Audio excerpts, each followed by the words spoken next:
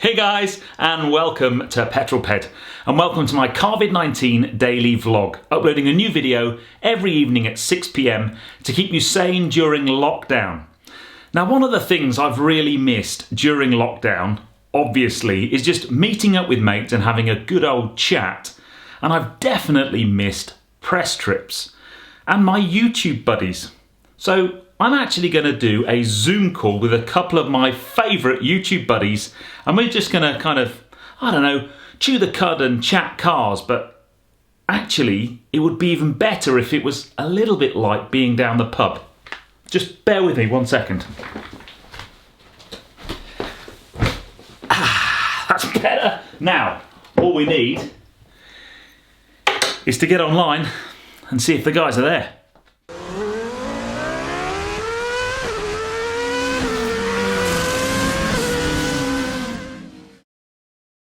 And then Mr. ABTV is in the room. Let's admit him.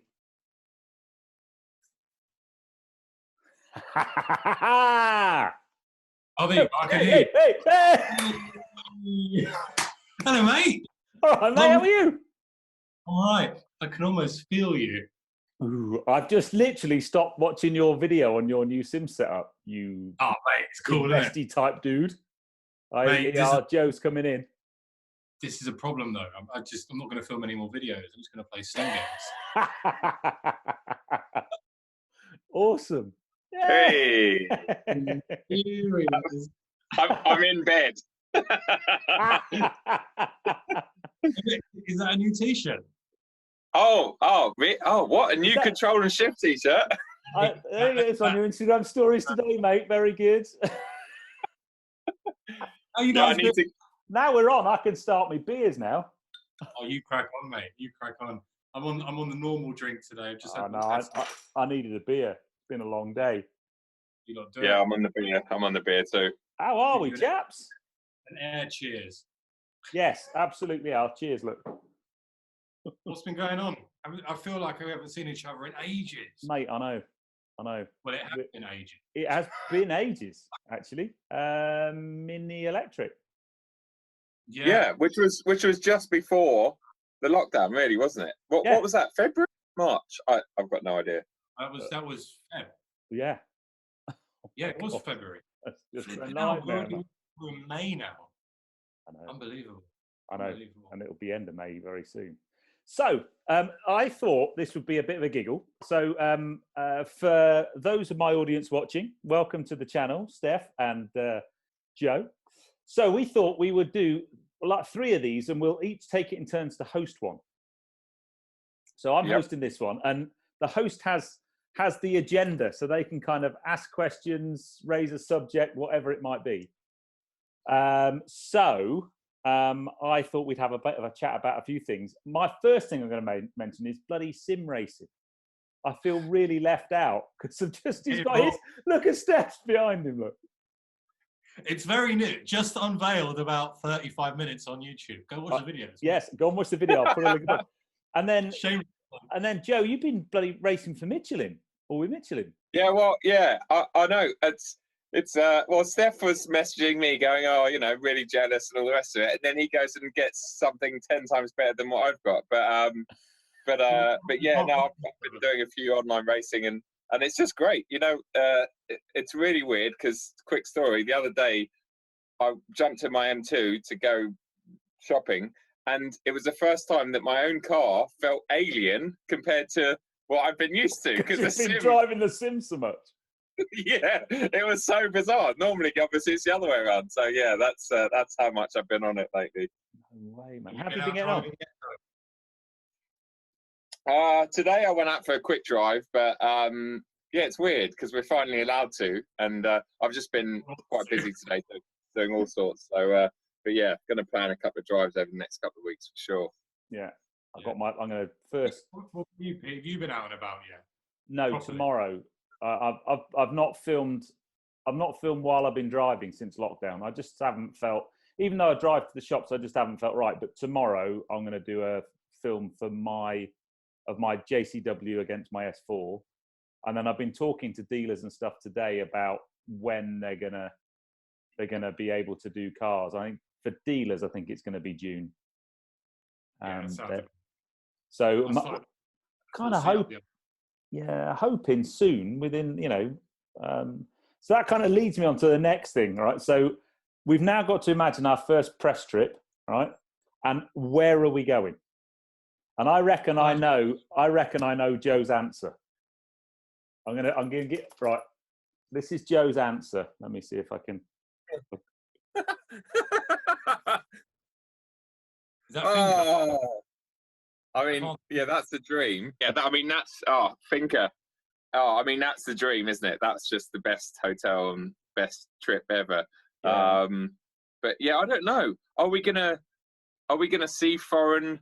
Are we gonna see like European press trips for the next 12 months, or is it all going to be UK based? I don't know. I mean, would you want to get on a plane right now? I certainly wouldn't. Yeah, there won't be any air travel. No chance. What you might be able to do is if it's a start here in the UK and drive to your location. I very much doubt we'll be on. Well, I know for a fact we won't be in the air anytime soon. Yeah. Yeah. How do you know that, mate? You sounds like you work at an airport or something. Something I do for work, but yeah. But then equally, like Pete, like what we did with Mini when we did the clubby to Bruges. Yeah, that'd be something. Yeah. Or that's how. I mean, this is a whole nother subject, and I know you and I, Stef, talked about this lots of times. But that's how press trips should be. I think manufacturers are completely missing the trick by shipping cars to another country in Europe to then launch a press trip. Why not utilize people to drive them there? Then, if you can fly, have another group come out, and then another group drive it back. But if not, then do you know what I mean? Those trips are so much fun, and you actually get to spend some valuable time in the car as opposed to a rushed hour with hangover. Not that would abuse a free bar. Boys. Not that we've ever done that before. Think of course in 8 series. Oh, Stef. Oh, wow. I've never seen you look like a ghost that day, mate. Yeah, not good. I think we all have those moments, though, don't we, where you go a bit too large and then you realise, all right, I'll never do that again. Yes, yeah. BMW1 series for me, Brighton. Yes. Back to the point. So, what was that napkin? Was Finca, yeah? That was Finca Courtesan, yeah. What a trip, mate! I know. So I just wonder how the motor industry is going to look after lockdown. I don't know whether press fleets are going to get smaller, whether events are just going to be really kind of focused in on the maximum effect. And so the kind of reason for asking the question is I just wonder what your thoughts are on how influential influencers are or will be going forward. Oh, flipping out. How long you got? Because I know that you two have a particular... Yeah, me and Joe, this is almost like a topic for discussion that me and Joe have very regularly. I think, Joe, we were in the car from London to Monaco and back the best part of probably 36 hours straight. And I think we talked about this subject at least 5-6 times. Yeah, for about 34 hours of it, yeah. 34 hours. The other 2 hours were the 1 hour each for the review. Yeah. I think the whole influencer thing is, I think definitely there's value in there. And I think that I think particularly us three anyhow, I mean, the results definitely prove that people have bought cars off the back of our stuff. With regard to whether you're going to get, the lifestyle influencers out and about anymore, I think that will still be the case. But then you've got to think about it from a manufacturer perspective, especially now more than ever with the whole COVID stuff. You want to sell cars now. I mean, UK sales dropped 97% last month, didn't they? There was pretty much nothing out there. Yeah. Do you really want to be blowing all that cash, bring in the lifestyle influence? I'm trying to keep a straight face with this because we've been on a number of trips with some lifestyle influencers. And flip it out, what have they actually done? So, I mean... Sorry, Pete. No, go for it, Joe. I personally, I mean, I just think it's beyond the joke sometimes when you're on a trip that costs the manufacturer thousands of pounds, and we go to all these amazing places, and to our subscribers and followers, they look amazing, and they are. We have a great time, but we all go there to do a job. and we maximised. I mean, the three of us, we got off the plane with the M8, for instance, and we're all gagging to get in the car and start shooting content and maximising our time with that car. Whereas you get your lifestyle person that comes along, mostly with a fake Instagram account anyway. So they've got 50K on their Instagram, and actually about 300 of them are real. So that's a whole other conversation. So they're fake 50K followers. And what do they leave? Well, they do 2 stories in the week, in the weekend or whatever, and disappear. And that's their contribution to this $5,000 trip that they've been on. And you just think, and then there's us three, not only putting in the effort, but as Steph just touched upon, we are selling the cars. There is no question about it. And I didn't used to like blowing my own trumpet. I wish I could, really. But but it's true. We are. We've all got so much evidence of it, and we put in so much blood, sweat, and tears for it. And we shouldn't be. It's not fair. It is not. It's an insult to be next to. And this is no offense to them, but it's like. It is frustrating sometimes, and I think if manufacturers are going to start cutting costs and inviting less people, then surely they're mad to. But it probably comes from the top, we have to invite this person and that person. And do you know what it is? I think sometimes the interesting thing, I think the frustrating thing more than anything is particularly for all the stuff that we do, I think as YouTubers as well, because it's not just the creating of the YouTube video, it's the constant Instagram content you're doing, the constant planning. You have to think about what you're going to say, film, etc. And I remember when I did my first ever press trip, which was I8 Roadster, when Joe forgot his cameras and I had to do a UPS delivery to him. But I spent so long out there in Spain. It was heatwave time. I was melting to the tarmac. And I was sitting on the plane. I was like, right, I need to edit this video, etc. And I looked over my shoulder, and there was a journalist there. No disrespect to journalists. I've got a lot of time for journalists. But the guy had a piece of paper, and it had like 3 sentences on it. And I was like, is it your thing? Oh, yeah. When I get home, I just write some stuff on it. It'll be all right. So, like, they get the luxury of enjoying the trip for what it is. I mean, like Finca, for example, we love that place. But how much of that place do you even know? Oh, I know. Yeah, I have never seen it, really. I've never looked around it. The bedroom, the restaurant, and that bit at the front where you park the cars up. That's it. Yeah. Yeah, it's all. In fact, most of our subscribers probably know it better than we do. I mean, the thing is, I know we've all said it on videos of our own, but when you go on one of these trips, I know when I started YouTube, I used to watch the guys that I guess inspired us to get involved going on those trips. I remember watching Sam on a McLaren trip when he did that drive up the volcano and stuff at dawn. Was that in Tenerife or something? That was amazing, wasn't it? One of the best YouTuber videos ever, I think. Yeah. I remember just thinking, oh my God, that must be amazing. And then when I got to go on my first one, I thought it was like I was like, oh my God, this is really hard work. It's like, you just don't stop. And you got that constant pressure of justifying your place on the seat, on the plane. And that's what I don't get. You want to make a great video. You want it to do well. You want it to be good enough so you get asked back. Yeah. And I don't understand how some of the people that are on those trips with us just get asked back. No, it's hard. You're right. You do feel like, and it kind of, maybe some people, it sounds like we're being bought into it in the sense that we have to make ourselves feel worth it. So therefore, we've got to write a good or film a good review about the car. And I think we're all pretty honest to a point. There's certain trips that I certainly, and you guys probably wouldn't go on. You wouldn't like it. I'm not going to ask for a press car, for instance, that I'm not interested in and I know that I won't like, because I don't want to get a car and write it off and just say it's rubbish, because I'm not interested in that. So everything I ask for, I'm interested in, and I'm always going to add. And I think, but yeah, on those trips, it is difficult because you do kind of sometimes feel like, oh God, this has cost someone a lot of money. I've got to. But you also feel like you should be working all the time. But then you get back and you're like, oh, funny. But it's very hard because you share, even if I'm sharing with one of you guys or whatever, it makes it harder than here's a car for a couple of days on your own, film it. Oh, no problem. Leave it with me. But if there's 2 of you or other people or random in the car, it's always difficult because your time is so limited. So yeah, let's see. It'll be interesting to see what happens, but hopefully. I certainly don't. I don't feel now, and I guess it comes with confidence as you grow. I don't feel any. I don't feel like I have to say nice things about the car. I say it as it is, and I've had comments on my channel quite recently where people said, "Can't believe you'll ever get a car." You know, in fact, it was an Audi comment about one of my Audi videos. I can't believe that Audi will never give you a car again. And I'm like, yeah, well, the SQ8, yeah.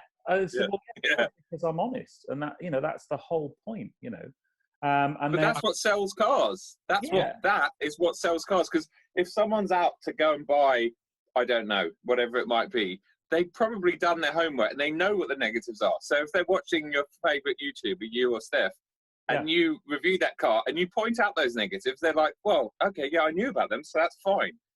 They're being honest, so I'm going to trust their judgment. What's the rest of the car like? Brilliant. Okay, good. I'm going to go and buy it. But if you're there going, it's brilliant, it's brilliant, it's brilliant, it's brilliant, it's brilliant, it's advertising. No one's going to buy into that with half a brain, But also the fact that you're going to end up seeing people probably, and if they ask you the same question, you give them a completely different opinion, then you just lose integrity.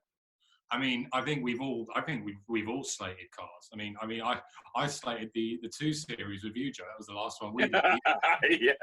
The Audi S6. I really didn't like that car. It just couldn't buy it. Even the S4, But the diesel S4. I just couldn't gel with it. I couldn't gel with it. But there are other cars that you just absolutely love, and I think I agree. I sit on the same fence as Joe in the sense of particularly when I'm asking for press cars, I will tend to ask for cars that I would generally want to drive and want to enjoy driving. And then if they disappoint me, that's another story. But majority of the cars that we've driven, I mean, we've all probably driven the similar cars. Most of them are really good, and you can't, I think in fact, one point actually before I hand back over to you, the other thing on press trips that before we move on, that we haven't talked about is the fact that when we're all out there, we all have to think of a different style of video to make, otherwise they'll all be the same, which adds even more pressure to it. Exactly. Yeah, no, but I think also, and I think Stef's fantastic video, I want to shout this out, your brilliant Abarth King video. Oh, mate. Recently. I mean, that was just crazy. And I think, but you summed that up well, Stef, and that I think we've all got something very similar. We've all got quite a strong following for a certain manufacturer, and that helps. And also, we all own cars or have owned different cars, and the cars that we've owned, we share our story with, and I think that makes a huge difference. More so even than like journalists writing about like your best favorite journalist writing about a short-term car. It's like we own these cars and we've got a storyline with them, and therefore it's not just a press car, it's a car that we've gone out and we're paying for, whether we bought it or financing it.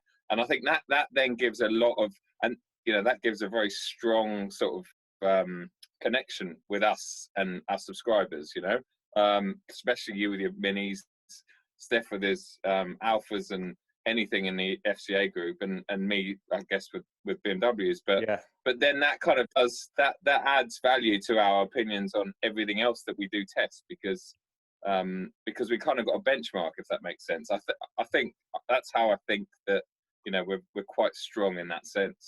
Yeah. With Raz, with Raz as Mr. AMG, exactly.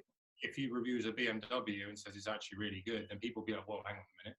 This clearly must be a really good car because he's Mr. AMG. And it's the same thing with me and Mini.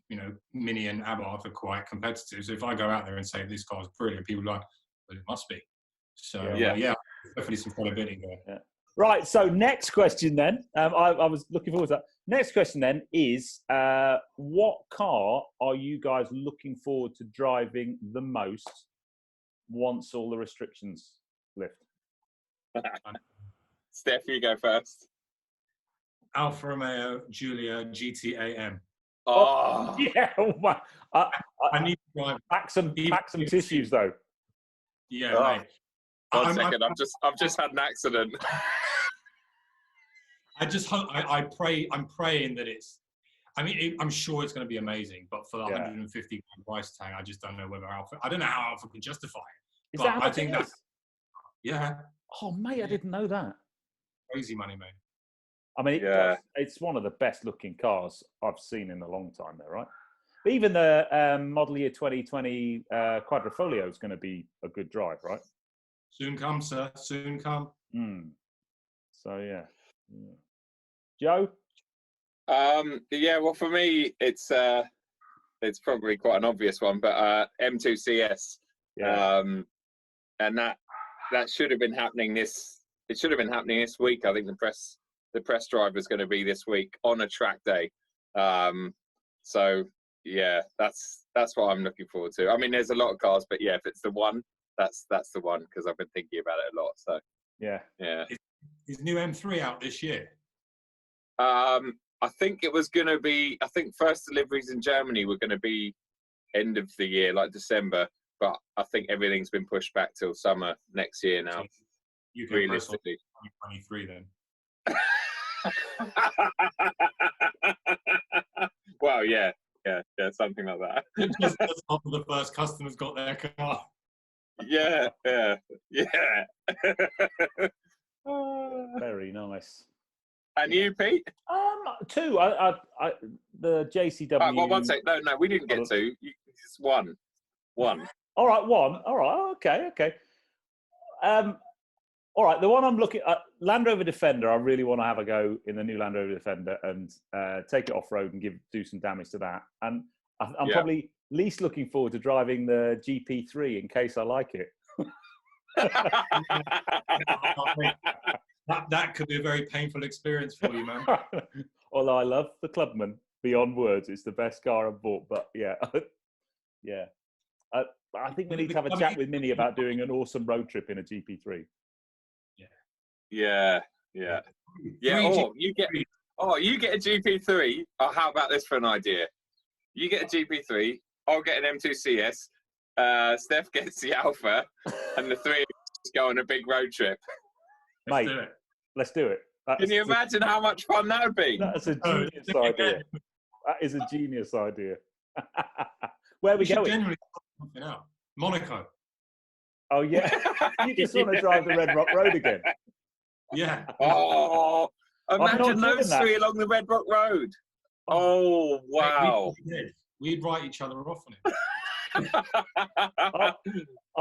Last time I was in Monaco, which was 2 years ago, I wanted to drive the Red Rock Road, but I didn't know where it was. I couldn't drive it. Well, you need to let me know where it is. Yeah. Well, we will. Yeah, if you can organise a trip, Steph and I will tell you where the road is. All right. I'll sort the Mini out for me. You've got to sort. Out your cars as well. Oh, that would be epic, though. Could you imagine what? Oh, I mean, it's not like we'll be fighting for the keys for any of them, because they're all just so wicked in their own. And they are so our channel. Yes. So exactly. For my subscribers watching this, put it in the comments below. Do you think we should do that road trip? Because that would be awesome. Yes. I reckon we could seriously make that happen. We could. That's it. It's going to happen. Yeah. I'm going to be emailing. I'm going to be emailing Minnie the second this video stops getting filmed. Can we have them for the best part of 3 months? It might be a long road trip. We'll be back. And a fuel card. A bit of snow. So we're coming to end because we're using Zoom, and when you're a cheapskate like me and you don't pay for a license, you can only do it for 40 minutes and it cuts off.